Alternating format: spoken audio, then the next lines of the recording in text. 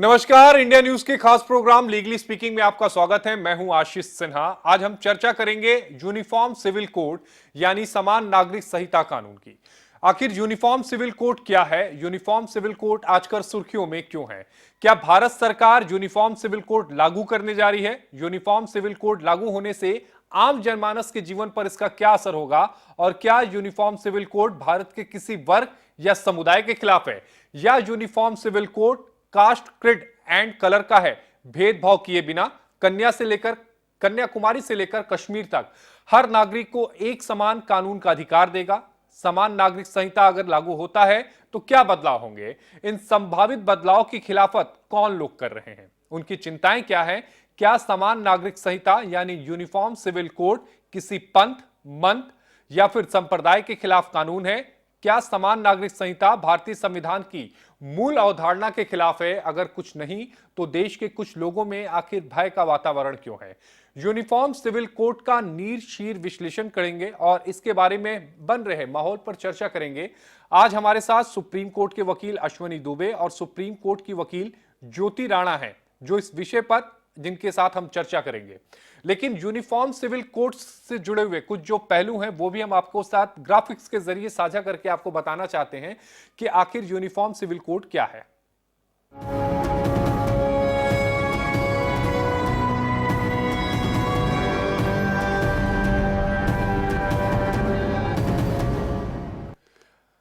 आखिर क्यों जरूरी है यूनिफॉर्म सिविल कोड? दरअसल भारत में जाति और धर्म के आधार पर अलग अलग कानून और मैरिज एक्ट हैं। इसके कारण सामाजिक ढांचा बिगड़ा हुआ है और इसी से यूनिफॉर्म सिविल कोड की मांग उठती जा रही है। सभी जाति, धर्म, वर्ग और संप्रदाय को एक ही सिस्टम में लाना, अलग अलग कानूनों के कारण न्यायिक प्रणाली पर भी असर पड़ता है।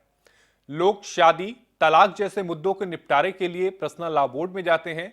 महिलाओं और धार्मिक अल्पसंख्यकों को सुरक्षा प्रदान करना, परिकल्पित कमजोर वर्गों को सुरक्षा प्रदान करना कोड बनने के बाद कानून को सरल बनाने का काम करेगा। वर्तमान में धार्मिक मान्यताएं जैसे हिंदू कोड बिल, शरीयत कानून और अन्य के आधार पर अलग अलग हैं। ये सारी चीजें जो हैं वो अलग अलग है, लेकिन आपके दिमाग में यह भी होगा कि यूनिफॉर्म सिविल कोड का अनुच्छेद 44 के भाग 4 क्या कहता है?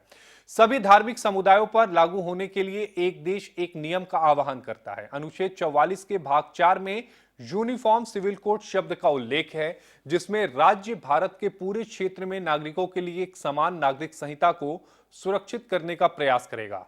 यह कोड यूनिफॉर्म सिविल कोड विवाह, तलाक, रख रखाव, विरासत, गोद लेने और उत्तराधिकारी जैसे क्षेत्रों को कवर करेंगे। यह कोड इस बात पर आधारित है कि आधुनिक सभ्यता में धर्म और कानून के बीच में कोई संबंध नहीं है। भारतीय संविधान में निदेशक सिद्धांतों को लेकर क्या कुछ कहा गया है वो भी हम आपको बताएंगे। तो कमजोर समूहों के खिलाफ भेदभाव को दूर करना, सभी धार्मिक समुदायों पर लागू ये यूनिफॉर्म सिविल कोड होगा। तो सभी धार्मिक समुदायों पर यह लागू होने के लिए एक देश एक नियम का आह्वान करता है। अनुच्छेद 44 के भाग 4 में यूनिफॉर्म सिविल कोड शब्द का उल्लेख किया गया है। राज्य भारत के पूरे क्षेत्र में नागरिकों के लिए एक समान नागरिक संहिता को सुरक्षित करने का प्रयास करेगा। यह कोड यूनिफॉर्म सिविल कोड विवाह, तलाक, रख रखाव, विरासत, गोद लेने और उत्तराधिकारी जैसे क्षेत्रों को कवर करेगा। तो भारत में जाति और धर्म के आधार पर अलग अलग कानून और मैरिज एक्ट हैं। इसके कारण सामाजिक ढांचा बिगड़ा हुआ है। इसी से यूनिफॉर्म सिविल कोड की मांग उठती जा रही है। सभी जाति, धर्म, वर्ग और संप्रदाय को एक ही सिस्टम में लाना, अलग अलग कानूनों के कारण न्यायिक प्रणाली पर भी असर पड़ता है। लोग शादी, तलाक जैसे मुद्दों के निपटारे के लिए पर्सनल लॉ बोर्ड जाते हैं। महिलाओं और धार्मिक अल्पसंख्यकों को सुरक्षा प्रदान करना, परिकल्पित कमजोर वर्गों को सुरक्षा प्रदान करना है। कोड बनने के बाद कानून को सरल बनाने का काम करेगा। वर्तमान में धार्मिक मान्यताएं जैसे हिंदू कोड बिल, शरीयत कानून और अन्य के आधार अलग अलग है। और इसी पर आज हमारे साथ बात करने के लिए हमारे दो खास मेहमान हमारे साथ जुड़ रहे हैं। हमारे साथ अश्वनी दुबे सुप्रीम कोर्ट की वकील हैं, हमारे साथ ज्योति राणा सुप्रीम कोर्ट की वकील हैं। अश्वनी दुबे जी, सबसे पहले आपके पास आना चाहूंगा। यूनिफॉर्म सिविल कोड का मुद्दा एक बार इसलिए फिर से गर्म हो गया है क्योंकि लॉ कमीशन ने रिकमेंडेशन मांगी है आम लोगों से, 30 दिनों का वक्त दिया है। लेकिन दर्शक ये जानना और समझना चाहेंगे कि आखिर यूनिफॉर्म सिविल कोड है क्या। आशीष जी, देखिए, जब संविधान सभा में संविधान का निर्माण होने लगा तो उस दिन संविधान के संस्थापकों ने उम्मीद जताई थी कि एक दिन सर राज्य जो है समान नागरिक संहिता की अपेक्षाओं को पूरा करेंगे और देश में तमाम धर्मों पंथों के रहने वाले लोगों के लिए उनके धार्मिक रीति रिवाजों से अलग एक जैसा कानून होगा, जिसमें विवाह, तलाक, सक्सेशन, एडॉप्शन जैसे जो केसेस हैं उन केसेस को डील करने के लिए कोडिफाइड लॉ होगा, जो भारतीय संविधान के अनुच्छेद 13 उप धारा सब क्लॉज 4 की जो अवधारणा है, laws framed by the parliament, उसको पूरा करेंगे। उस समय किसी भी तरह से इसको संहिताबद्ध नहीं किया जा सका, परंतु इसीलिए आर्टिकल 44 जिसकी बात आपने कही कि भारतीय संविधान के भाग 4 जो राज्य के नीति निदेशक तत्व हैं, उसके अनुच्छेद 44 में इस बात को छोड़ा गया स्टेट्स के विजडम पर कि स्टेट सभी नागरिकों के लिए एक जैसा कानून बनाएंगे। यानी इसका सरल शब्दों में कि भारत के सभी धर्मों के नागरिकों के लिए एक समान धर्मनिरपेक्ष कानून होगा। और संविधान के जो संस्थापक थे उन्होंने राज्य के नीति निदेशक तत्वों के माध्यम से इसकी लागू करने की जिम्मेदारी बाद की सरकारों को हस्तांतरित कर दी थी।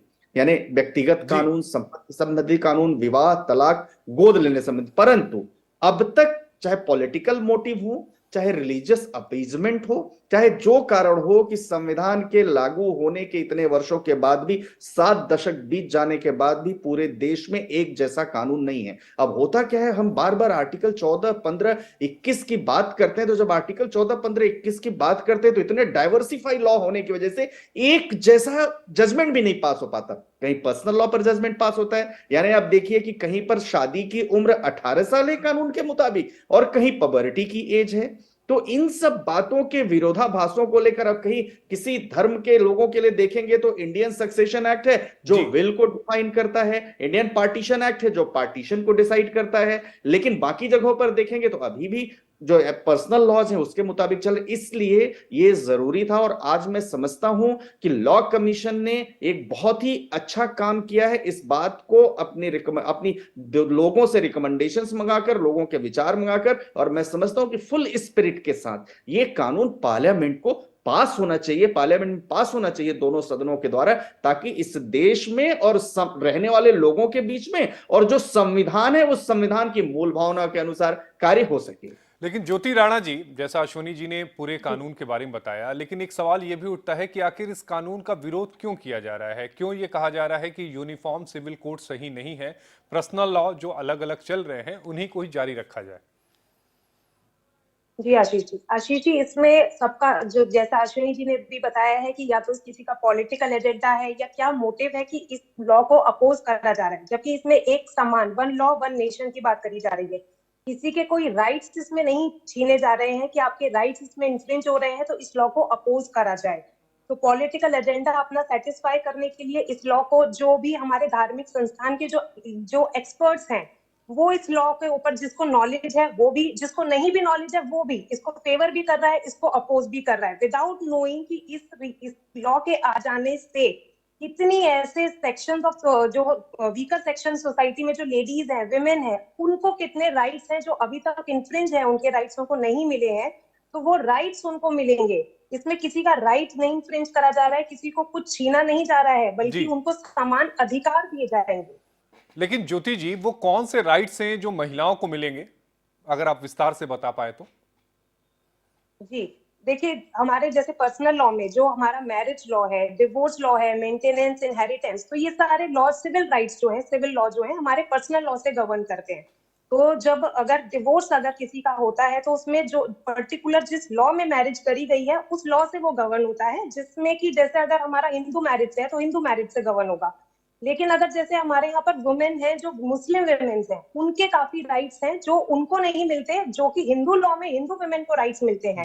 इनहेरिटेंस का राइट मुस्लिम वुमेन को नहीं है, जो एक समान कानून आने से, यूसीसी आ जाने से जो मुस्लिम वुमेन है, B it Muslim women, Christian, B it Dalit, tribal, उन सब के लिए यहाँ पे समझना बहुत जरूरी है कि हिंदू वर्सेस मुस्लिम नहीं है, कि अगर हम बोले सिर्फ मुस्लिम वुमेन्स के राइट्स यहाँ पर सबको दिए जाएंगे, मुस्लिम वुमेन को ही राइट मिलेंगे, सबको इक्वल राइट्स मिलेंगे।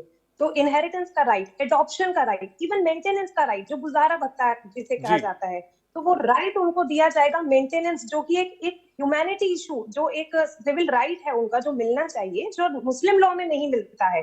तो अगर ये लॉज आज पास हो जाएगा तो इससे सारी वुमेन्स को एक इक्वल लॉ, जो हम हिंदू वुमेन, मुस्लिम वुमेन ना कह के हम इंडियन वुमेन उनको अगर बोले, तो एक जेंडर इक्वालिटी, जेंडर जस्टिस जो होगा अगर ये लॉ पास हो जाता है। लेकिन अश्वनी जी, जो मुस्लिम समुदाय है उसमें जो शादी होती है वो कॉन्ट्रैक्ट मैरिज होती है, जैसा आप हम सभी जानते हैं।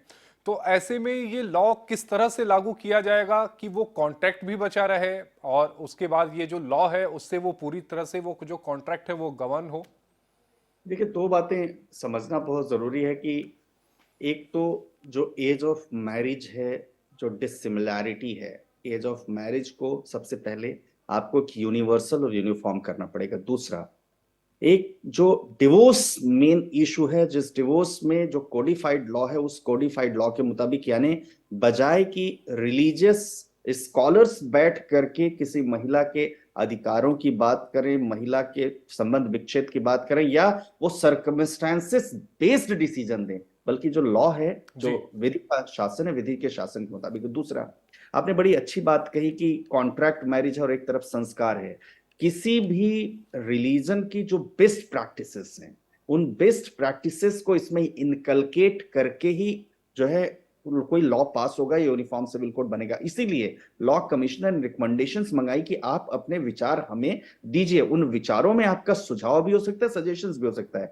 ज्योति ने बिल्कुल सही कहा कि ये किसी के खिलाफ नहीं है। अब जैसे मान लीजिए जो जनजातीय समुदाय है, जनजातीय समुदाय अपने अलग प्रैक्टिसेस को मानता है। जी। जो हिंदू कोड बिल से जो लोग गवर्न होते हैं, उसमें मैरिज के, डिवोर्स के अलग रूल्स है। पर्सनल लॉ के जो लोग हैं, क्रिश्चियंस मैरिजेस हैं, उनके अलग, उन सब की बेस्ट प्रैक्टिसेस जो हैं, वो ताकि उनकी जो धार्मिक संरचना है वो भी बची रहे, उनका जो किसी का कॉन्ट्रैक्ट है, किसी का संस्कार है, किसी का दोनों के बीच में एक अग्रीमेंट है, इस तरह की बातें भी बची रहें, और उसके साथ साथ जो यूनिफॉर्मिटी है वो यूनिफॉर्मिटी के हिसाब से चलता रहे। अब देखिए, इसी देश में, गोवा में आप जाकर के, गोवा में स्टडी करने की जरूरत इसलिए कि पिछले 2 दशक से ज्यादा समय से बड़े ही सक्सेसफुली शाइनिंग एग्जांपल है गोवा, जहां पर uniform civil code successfully practice हो रहा है। तो अब कॉन्ट्रैक्ट और संस्कार की बात जो हमारे विधि निर्माता हैं, वो विधि निर्माता उसको देखेंगे कि कैसे उसको डील करेंगे। सवाल मैरिज का नहीं है,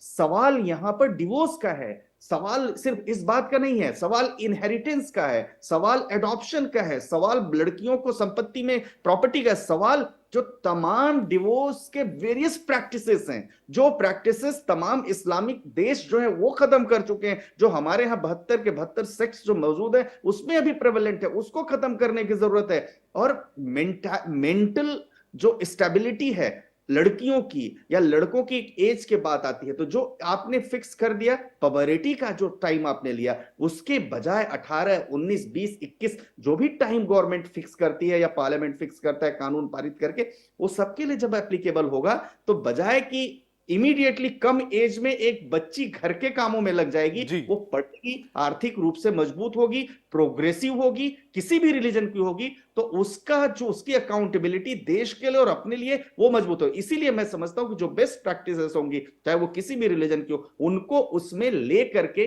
और एक नया कोडिफाइड लॉ बनेगा। इसलिए जो समझते हैं या कहने की कोशिश कर रहे हैं कि हिंदू कोड बिल जो है या उसकी जो प्रैक्टिसेस हैं वो उसमें इनकलकेट होंगी, ऐसा नहीं है। नए तरीके से सबको लेते हो, क्योंकि किसी के धर्म पर कुठाराघात नहीं है, क्योंकि एक रिलीजियस फ्रीडम वाली कंट्री है हमारी, जहां के प्रस्तावना में अगर हम देखें तो सभी धर्मों की बात करिए, इक्वालिटी की बात करिए, और जो फंडामेंटल राइट्स है उसमें भी बात किया गया है। इसलिए आशीष भाई, ये जरूरी है। लेकिन अश्वनी जी, पिछली बार जब बीएस चौहान साहब लॉ कमीशन के अध्यक्ष थे तब भी उन्होंने रिकमेंडेशन मांगी थी, और मुझे ध्यान है कि बहुत बड़ी तादाद में रिकमेंडेशन आई थी, और उस समय जो मुस्लिम संगठन थे उन्होंने विरोध किया था, बाकायदा उनकी तो मीटिंग भी हुई थी बीएस चौहान साहब की, और लेकिन उन लोगों ने मीटिंग में इसका विरोध किया था और उन्होंने कहा था कि यूनिफॉर्म सिविल कोड नहीं लागू होना चाहिए।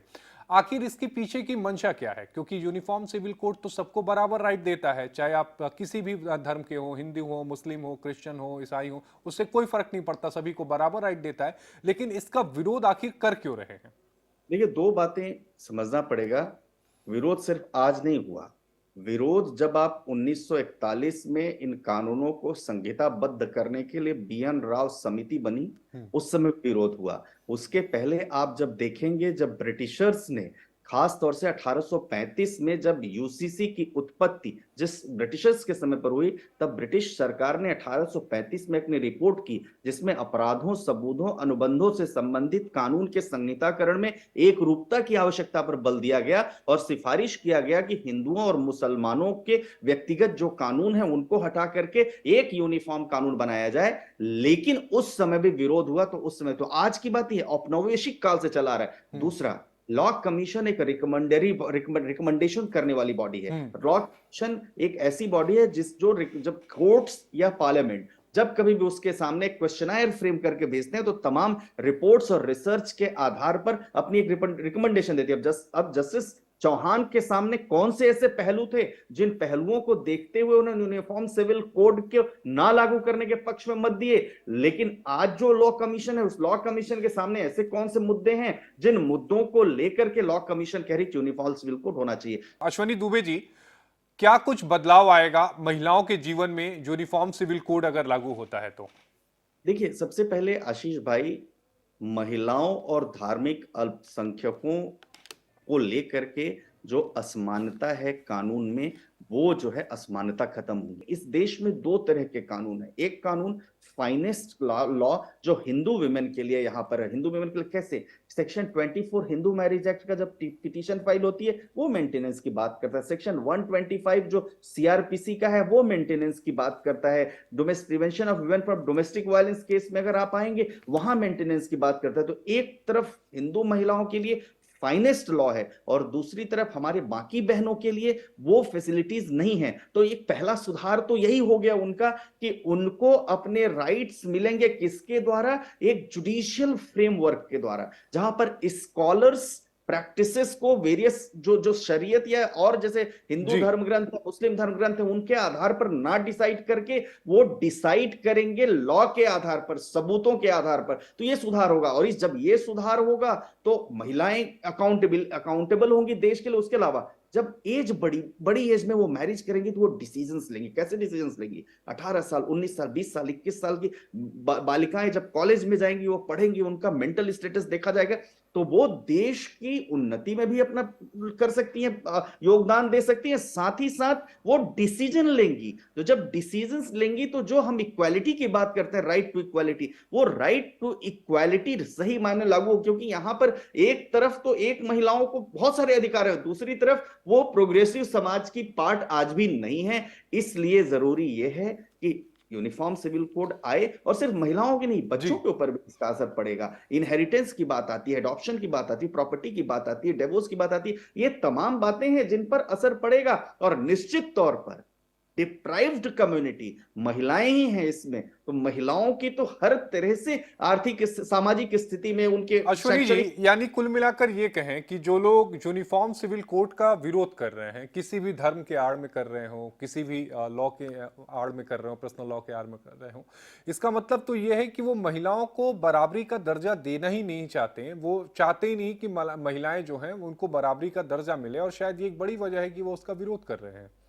आशीष भाई, मेरा थोड़ा दूसरा सा इसमें उत्तर है। इसमें यह है कि राजनीतिक दल इस मुद्दे के माध्यम से धार्मिक ध्रुवीकरण का प्रयास करते हैं। और धार्मिक ध्रुवीकरण का जब प्रयास करते हैं, क्योंकि उनके सामने जो है होता है उनका वोट बैंक। तो ऐसा नहीं है कि जो किसी भी कम्युनिटी के प्रोग्रेसिव सोसाइटी के जो पार्ट है, कुछ परसेंटेज के लोग, वो नहीं चाहते, वो सब चाहते हैं। लेकिन पॉलिटिकल अपीजमेंट के लिए सामाजिक सौहार्द बिगाड़ने की कोशिश करते हैं। इसलिए ऐसी कुरीतियों को वो प्रोत्साहित करते हैं, ताकि उनका जो अपीजमेंट, जो यूनिटी की बात है, जब खत्म होगी तभी तो वोट बैंक आएगा, तभी तो आएगा। आज देश में आज देखिए कि हम अगर एक तरफ प्रोग्रेस डिजिटलाइज दुनिया, हम यूपीआई में दुनिया में देख रहे हैं कि हम एक लैंडमार्क हमने एग्जाम्पल सेट किया है, दूसरी तरफ आज भी हमारे देश देश में जाति के आधार पर, धर्म के आधार पर चुनाव लड़ा जा रहा है और ये ज्यादा देखा जा रहा है कि इस कम्युनिटी के, इस कास्ट के, इस रिलीजन के वोट यहां ज्यादा हैं इसलिए इसको वोट दो। तो ऐसा नहीं है कि सिर्फ महिलाओं की बात है,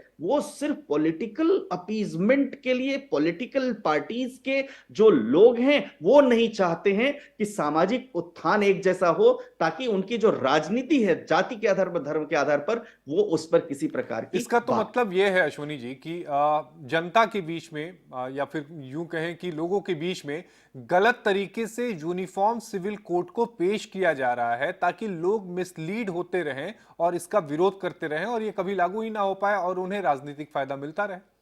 यही यही एग्जैक्टली यही है।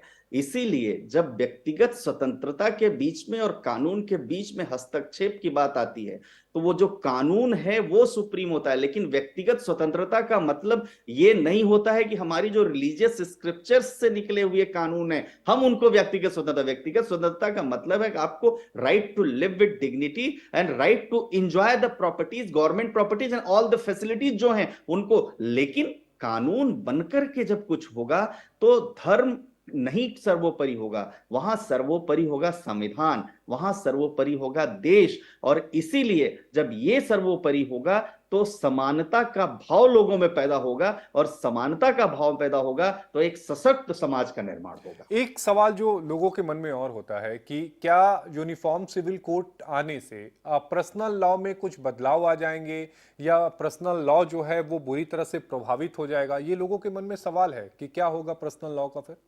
देखिए, पर्सनल लॉ क्या, आज ये बताइए कि ये हिंदू कोर्ट बिल लगने से हिंदुओं में जो शादी करने के लिए 7 फेरे लेने की परंपरा है अग्नि के समक्ष वो खत्म हुई?